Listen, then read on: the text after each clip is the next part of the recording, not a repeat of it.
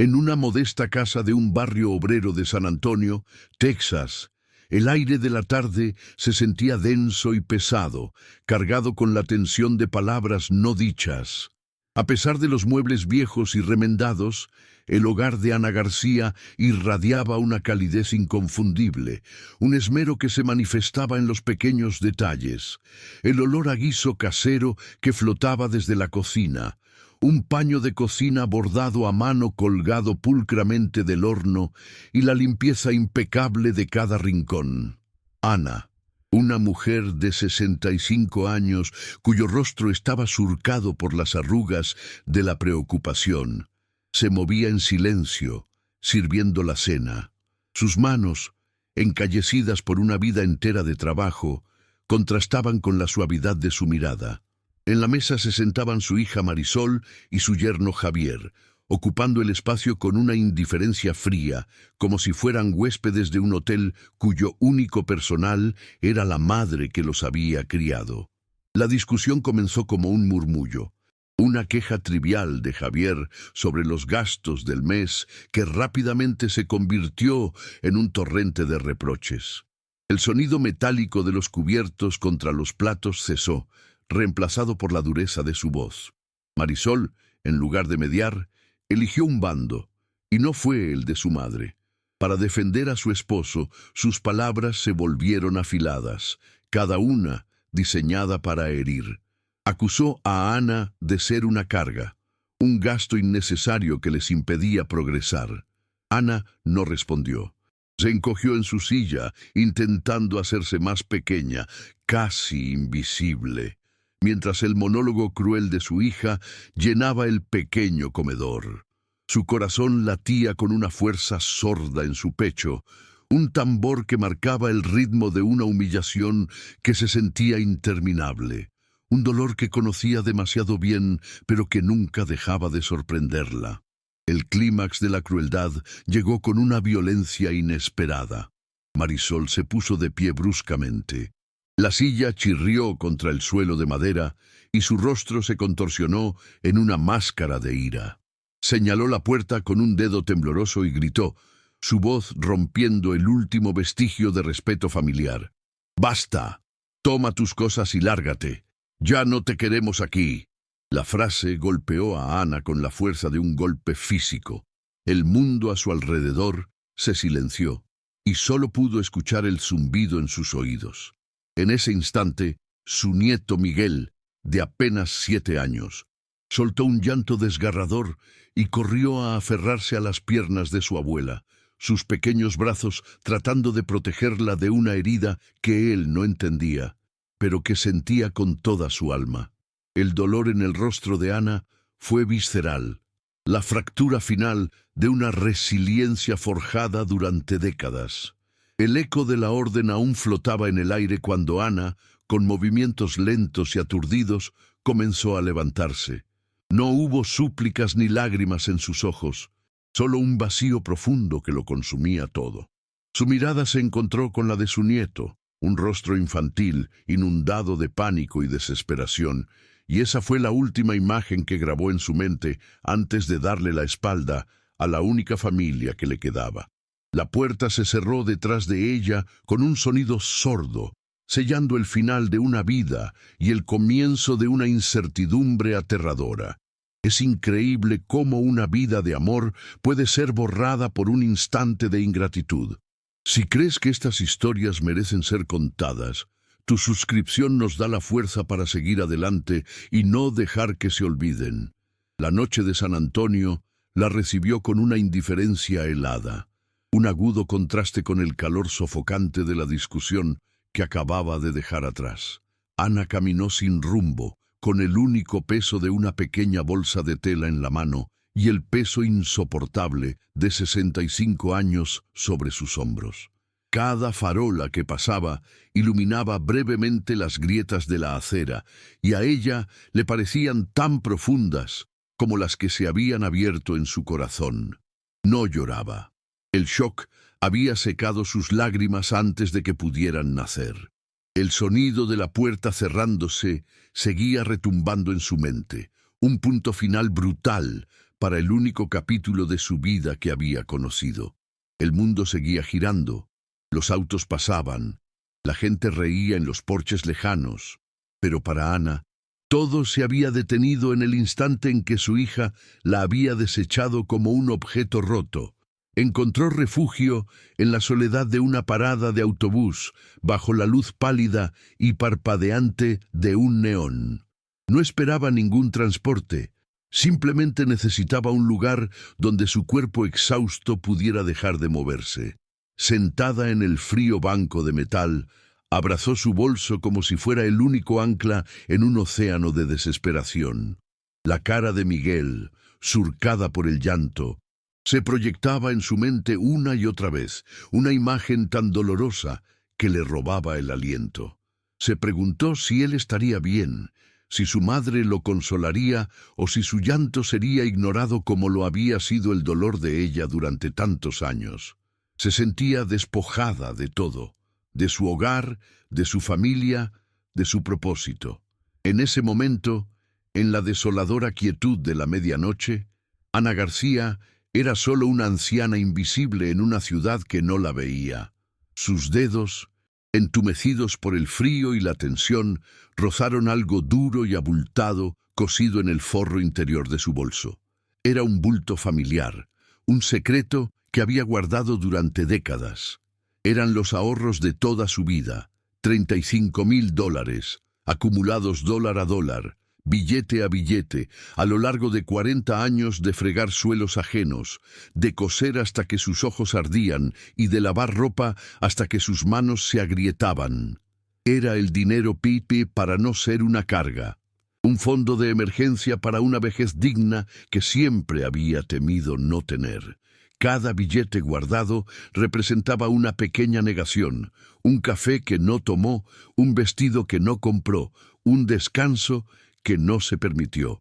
Era el testimonio silencioso de una vida de sacrificio, escondido para un día lluvioso que finalmente había llegado en forma de un diluvio. El recuerdo del llanto desesperado de Miguel, de sus bracitos aferrados a ella como si fuera su única salvación, actuó como un relámpago en la oscuridad de su mente. El dolor agudo comenzó a transformarse en algo más, una brasa de determinación que se negaba a extinguirse. Ese dinero ya no era para una vejez tranquila, era para una nueva vida, no por venganza, sino por dignidad, por él, para poder construir un lugar seguro, un refugio donde el amor fuera incondicional y el respeto no tuviera precio. Se secó una lágrima solitaria que finalmente había logrado escapar y se puso de pie. La mujer que se levantó del banco ya no era la misma que se había sentado. El dolor la había quebrado, pero el amor por su nieto la estaba reconstruyendo, pieza por pieza, con un material mucho más fuerte. Los recuerdos de su juventud se agolparon en su mente, no con nostalgia, sino con la claridad de una herida recién abierta. Se vio a sí misma como una joven viuda, luchando por criar a Marisol sola. Las noches interminables, trabajando como limpiadora en edificios de oficinas, el olor a desinfectante impregnado en su ropa, volviendo a casa de madrugada para encontrar a su pequeña hija dormida. Recordó cómo ahorraba durante meses para comprarle el vestido de fiesta que tanto quería, aunque ella misma usara los mismos zapatos desgastados durante años. Cada sacrificio, cada hora extra, cada comida saltada, había sido una ofrenda en el altar de la maternidad. Había sembrado amor y dedicación con la esperanza de cosechar, si no gratitud, al menos un poco de afecto. Nunca imaginó que la cosecha sería tan amarga y estéril. La distancia había comenzado a crecer sutilmente durante la adolescencia de Marisol. La vergüenza. Ana podía verla en los ojos de su hija cuando la recogía de la escuela con su viejo auto o cuando sus amigas visitaban su modesta casa. Marisol comenzó a avergonzarse de las manos encallecidas de su madre, de su español con acento marcado, de la sencillez que representaba todo lo que ella anhelaba dejar atrás. Ana lo atribuía a la edad, una fase pasajera de rebelión juvenil. Se decía a sí misma que cuando creciera entendería el valor del trabajo duro y el sacrificio, pero la fase nunca pasó. Se solidificó, convirtiéndose en un muro de desdén que la separaba cada vez más de la niña a la que le había dado todo, un muro que ahora se sentía infranqueable. La llegada de Javier a la vida de Marisol fue como echar gasolina al fuego latente del resentimiento. Él validó y amplificó todas las inseguridades y ambiciones materialistas de su hija. Para Javier, Ana no era una madre, sino un obstáculo, un recordatorio constante de un origen humilde que ambos querían borrar. Sus conversaciones se llenaron de planes de riqueza y progreso, planes en los que Ana no tenía cabida, excepto como una conveniencia. Se convirtió en la niñera gratuita, la cocinera de guardia, la empleada doméstica sin sueldo. Su presencia en la casa se volvió condicional, tolerada mientras fuera útil, pero su voz, sus opiniones y sus sentimientos fueron silenciados sistemáticamente hasta que se sintió como un fantasma en su propio hogar, una sombra de la mujer que alguna vez fue. En medio de esa frialdad creciente, el amor de Miguel era su único sol. El niño, con su inocencia intacta, no veía a una anciana cansada y pobre. Veía a su abuela, la fuente de los mejores abrazos, las historias más fascinantes y las galletas más deliciosas. Encontraba en ella el refugio y la atención que sus padres, demasiado ocupados en sus propias ambiciones, rara vez le ofrecían. Eran sus pequeños secretos, como cuando él le traía un dibujo hecho en la escuela y ella se lo guardaba como un tesoro. O cuando ella le remendaba su osito de peluche favorito con un cuidado infinito.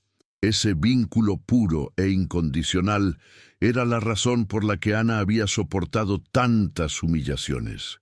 Miguel era su propósito, la prueba viviente de que su capacidad de amar todavía importaba en un mundo que parecía haberla olvidado. Con una nueva resolución ardiendo en su pecho, Ana dejó la parada de autobús y caminó hacia la luz de un letrero de motel barato. La habitación era pequeña, impersonal y olía a encierro, pero el simple hecho de cerrar la puerta y estar sola en un espacio que era suyo, aunque fuera por una noche, se sintió como un lujo olvidado. Vació su bolso sobre la colcha gastada.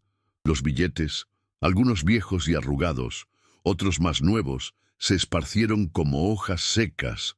No veía $35,000, veía 40 años de su vida, su sudor, sus rodillas doloridas, sus esperanzas y sus miedos. Por primera vez, no lo vio como un sacrificio para otros, sino como el fruto de su propia fuerza, un poder que no sabía que poseía. Sin embargo, en la soledad de la noche, la duda comenzó a filtrarse como una niebla fría. El instinto maternal, grabado a fuego en su alma, le susurraba preguntas venenosas. ¿Estaba siendo egoísta? ¿Y si Marisol la necesitaba? ¿Y si Javier realmente perdía su trabajo? El hábito de ponerse en último lugar era una adicción difícil de romper. El miedo más profundo no era a la pobreza o a la soledad, sino a cortar el último hilo que la unía a su nieto. ¿Qué pasaría si, al elegir su propia dignidad, perdía a Miguel para siempre? La idea era tan aterradora que casi la hizo recoger el dinero y volver a suplicar. Es en momentos así que uno se da cuenta de lo difícil que es sanar cuando las heridas fueron causadas por quienes debían protegerte. Tu apoyo, suscribiéndote, nos permite seguir contando estas luchas silenciosas. Los días siguientes se convirtieron en una maratón de pragmatismo y resiliencia. Con un periódico en una mano y un mapa de la ciudad en la otra, Ana comenzó su búsqueda. Recorrió barrios que no conocía, enfrentándose a la burocracia de los alquileres y a las miradas de desconfianza de los arrendadores. Para ellos, era una anciana sin ingresos fijos, sin referencias recientes, un riesgo. Lo siento, ya está alquilado, era una pequeña daga que la hería, un recordatorio de lo vulnerable que era en un mundo que no tenía tiempo ni espacio para los que se quedan atrás. Pero la imagen de la cara de Miguel la impulsaba hacia adelante, transformando cada rechazo no en una derrota, sino en combustible para su determinación. No estaba buscando solo un techo, estaba buscando los cimientos de una nueva vida. Finalmente, después de innumerables puertas cerradas, la encontró. En una calle tranquila, había una pequeña casa abandonada con un escaparate polvoriento. Estaba en mal estado, con la pintura descascarada y el jardín descuidado. Pero Ana vio más allá de la decadencia. Vio potencial, vio un hogar y, en ese escaparate, vio la posibilidad de un pequeño taller de costura, un lugar donde sus manos hábiles podrían volver a crear, no solo para sobrevivir, sino para prosperar. El dueño, un anciano que pareció ver en sus ojos una historia similar a la suya, le ofreció un precio justo y condiciones de pago que podía afrontar. Firmar esos papeles no fue solo una transacción comercial, fue su declaración de independencia, el primer ladrillo de un futuro que construiría con sus propias manos. Pasaron 6 meses, un parpadeo en el calendario, pero una eternidad en la vida de los García. Mientras la pequeña casa de Ana florecía, la de Marisol y Javier se marchitaba. La arrogancia de Javier no pudo evitar su despido, y su orgullo les impidió buscar ayuda a tiempo. Ahora, con una orden de desalojo en la mano y las deudas ahogándolos, la desesperación los había carcomido. Fue Marisol quien, tragándose el veneno de su propio orgullo, caminó hasta la calle que una vez consideró insignificante. Encontró el taller de su madre, Hilos de Dignidad, un lugar vibrante lleno de risas de mujeres, el zumbido de las máquinas de coser y un aroma a café recién hecho. La fachada, antes descascarada, ahora estaba pintada de un alegre color amarillo, y por la ventana vio a su madre, no como la sombra que recordaba, sino como el sol alrededor del cual giraba ese pequeño universo. Marisol entró, sintiéndose como una extraña en un mundo que debería haber sido suyo. Ana no la vio de inmediato. Estaba de pie junto a una de las mujeres, guiando sus manos sobre la tela con una paciencia infinita, su rostro iluminado por una sonrisa genuina. Ya no era la mujer encogida que intentaba desaparecer. Se erguía con la confianza de quien ha construido su propio reino. Cuando sus ojos finalmente se encontraron con los de Marisol, no hubo sorpresa ni rencor, solo una calma serena. Fue esa serenidad lo que finalmente rompió a Marisol. Las lágrimas que había contenido durante semanas brotaron sin control, y las palabras salieron atropelladas. Una confesión de fracaso y arrepentimiento. Le habló del desalojo, de la vergüenza, de no tener a dónde ir. Suplicó no como una hija a una madre, sino como una mendiga a una reina, pidiendo el dinero que la salvara. Ana escuchó en silencio, dejando que el torrente de desesperación de su hija se agotara. No la interrumpió ni la juzgó. Cuando Marisol finalmente cayó, exhausta y temblorosa, Ana se acercó, pero no para ofrecer un abrazo consolador, sino para hablar con una claridad que nunca antes había usado. El dinero que tenía, hija, dijo con voz suave pero inquebrantable, era el valor de mi trabajo, de mi dignidad, el precio de cada suelo que fregué y cada noche que pasé cosiendo para darte todo. Eran cosas que nunca viste. Hizo una pausa, dejando que el peso de sus palabras se asentara en el aire cargado de la habitación. No puedo darte lo que tú misma me quitaste. Regalarte el dinero ahora sería decir que todo ese sacrificio no valió nada, que mi dignidad todavía tiene un precio que puedes pagar cuando te conviene. El rechazo fue tan absoluto que dejó a Marisol sin aliento, pero Ana no había terminado. Señaló una máquina de coser vacía en un rincón. No te daré limosna, continuó, su mirada fija en la de su hija. Pero puedo darte una herramienta. Puedo darte esta máquina y enseñarte a usarla, como me enseñaron a mí. Puedo darte un lugar aquí para que trabajes y ganes tu propio sustento. El resto, Marisol, tendrás que ganártelo tú misma, como hice yo. La oferta no era de salvación, sino de oportunidad. No era un rescate, sino una lección. En ese momento, Ana no solo se liberó de la obligación de cuidar a su hija, sino que le mostró el único camino posible para que Marisol se salvara a sí misma, a través del trabajo y el respeto propio. La decisión de Ana no solo redefinió su relación con su hija, también aseguró su futuro con su nieto. En los meses de silencio, había buscado asesoría legal, asegurando primero visitas supervisadas y luego, al demostrar su estabilidad y un hogar seguro, la custodia parcial de Miguel para los fines de semana. La verdadera victoria de Ana no era el taller próspero ni la humillación de su hija, sino el sonido de la risa de Miguel llenando su pequeña casa cada viernes por la tarde. Mientras Marisol procesaba en silencio la oferta que cambiaría su vida, la puerta del taller se abrió y Miguel entró corriendo, sus ojos brillando al ver a su abuela. Se lanzó a sus brazos, en un abrazo que era el verdadero tesoro que Ana había rescatado de las ruinas de su vida anterior, un amor puro que ahora podía proteger para siempre. Hay batallas que se ganan en silencio, y esta era una de ellas. Si estas historias de resiliencia te inspiran, tu suscripción nos ayuda a seguir dándoles voz. Marisol permaneció inmóvil, las palabras de su madre resonando en el aire como el eco de una campana. La oferta no era el rescate fácil que había venido a buscar. Era un desafío, un camino empinado y rocoso que conducía a un lugar que apenas recordaba, la autosuficiencia. Miró la máquina de coser, un objeto extraño y anticuado para ella, que representaba todo lo que había despreciado de su origen humilde. Sin embargo, en ese momento, bajo la mirada serena de su madre y la curiosidad silenciosa de las otras mujeres, entendió que esa máquina era su única ancla.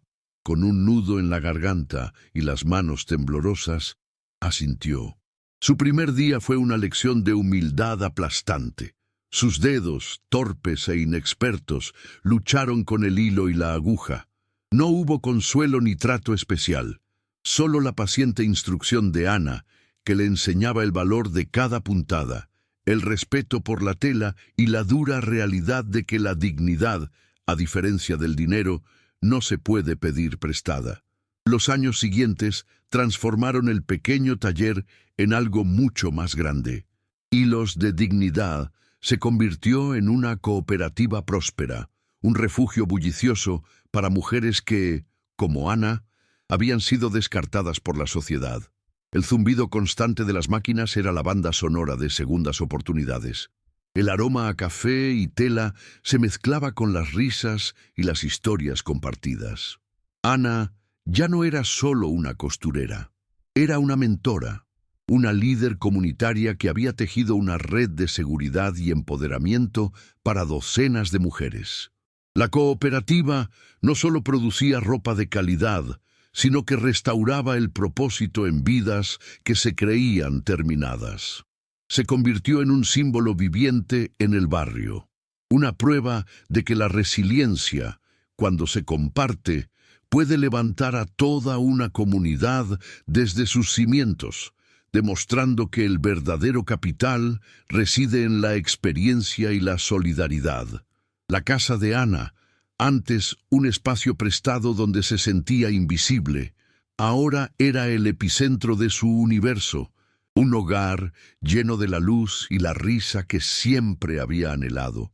Los fines de semana, Miguel, ahora un preadolescente lleno de vida, llenaba cada rincón con su energía, ayudando a su abuela en el jardín o simplemente compartiendo historias en la cocina. El vínculo entre ellos se había profundizado, anclado en un amor incondicional y un respeto mutuo. Marisol, por su parte, había encontrado su propio ritmo. El trabajo duro en la cooperativa había cincelado la arrogancia de su rostro, reemplazándola con una serenidad ganada a pulso. Sus visitas para recoger a Miguel ya no estaban cargadas de tensión, sino de una cordialidad respetuosa. Había aprendido a valorar el esfuerzo detrás de cada dólar y, en el proceso, había comenzado a reconstruir, puntada a puntada, el puente hacia su madre. Una tarde, mientras el sol se ponía tiñendo el cielo de tonos dorados, Ana observaba desde su porche. Vio a Marisol llegar y abrazar a Miguel, un gesto simple pero cargado de una nueva calidez. En ese momento, Ana comprendió la magnitud de su victoria. No había consistido en demostrar que su hija estaba equivocada, sino en enseñarle, a través del ejemplo, el verdadero significado del valor. Había construido un legado no de dinero, sino de resiliencia, comunidad y amor propio. Su vida era un testimonio de que nunca es tarde para reclamar tu propio espacio en el mundo y que la verdadera familia no es la que te toca por sangre, sino la que se cultiva con respeto. Historias como la de Ana merecen ser contadas, y tu suscripción es el hilo que nos permite seguir tejiendo estas narrativas de esperanza y fortaleza.